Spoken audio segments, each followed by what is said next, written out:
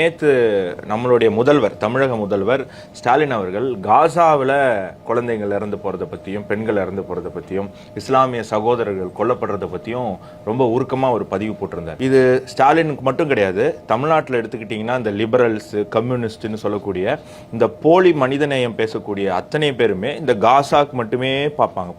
அவங்களுடைய பார்வை அந்த பக்கமே இருக்கும்.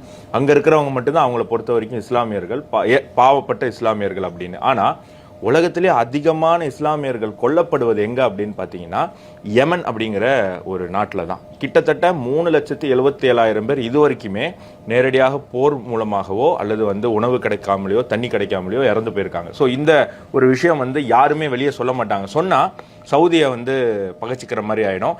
இஸ்லாமியர்களுக்கும் இடையில நடக்கிற சண்டை. அதுக்குள்ளே போனால் தமிழ்நாட்டில், இந்தியாவில் இஸ்லாமியர்களை ஓட்டு வங்கியாக பயன்படுத்தக்கூடிய இந்த போலி மனிதநேய அரசியல் கட்சிகளுக்கு அது ஆபத்தாக முடியும் அப்படிங்கிறதுனால போக மாட்டாங்க. காசானா ஈஸி. இந்த பக்கம் யூதர்கள் இஸ்ரேல், அந்த பக்கம் இஸ்லாமியர்கள். ஸோ யூதர்கள் ஓட்டு வங்கி இங்கே கிடையாது.